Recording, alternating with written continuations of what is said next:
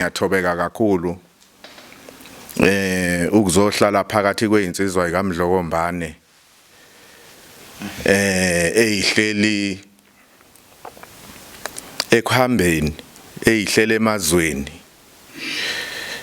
ezikhishwe indlala emakhaya yayiletha ngapha enhlanezwe ngoba kuthiwa kugujwa igolide. Manje ke sizocela umkhuleko yiloko nje ngiloku ngucelile ukuzosikhulula mbopha kuzo zonke lezi inkingo ezibekileyo ezisemumva emakhaya ukuthi uma ngabe sikhulekisana sonke kuzolunga. Ayede wena wezulu hayi cha lana besikade sihlangene lana sihlangene nabantu babahlangana Zulu ngenxa yokuthi sizokwenza ama-result abantu sebeqalile ukusebenza esibanikezwe uhlangana Zulu. Besina lenhlangano lena ekuthiwa iSoul esebenzela kakhulu ngasePitoli, Soul of Africa. Besinayo ke namhlanje ayike yasikhebisa nayo indaba ezimnandi ukuthi izozizamela into enjenge-ofisi esizokhona ukuthi sisebenzele khona, izozama nanokuthi isixhase ngezinto ezizimali.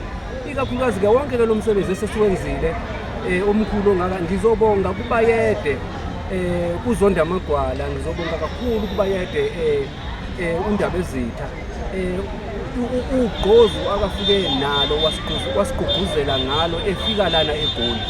Ngizobonga kakhulu ngoba lo msebenzi lona njena uyisibusiso sakhe akafike naso la eGoli. Lezithelo lezi esisezibona namhlanje kungenxa kabayede ungangezwe lakhe uZonda Magwala. Ngiyacabanga ukuthi ke zonke izinto esizoqhubeka nazo zizoba izithelo kuyo yonke into uhamba phambili uZonda Magwala umsebenzi akafike wasigqugquzela ngawo kade elana eGoli. Sebebaningi abantu bakithi esebelala bebeke ukudla etafuleni ekade belambile bengasebenzi nalokusebenza ngenxa yezithelo ezenziwe uZonda Magwala nanokusikhuthaza kade elapha eGoli.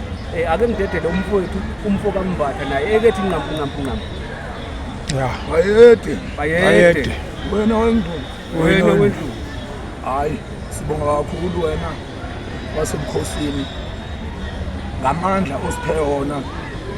Ngithi bayede ngeke ngisaqhubeka kakhulu, ngicabanga ukuthi uNyambana usethathe wonke amazwi. Ngithi inkosi yami ube nathi njalo, usibeke nabo babamkhulu ukuthi bebe nathi besipha amandla. Bayede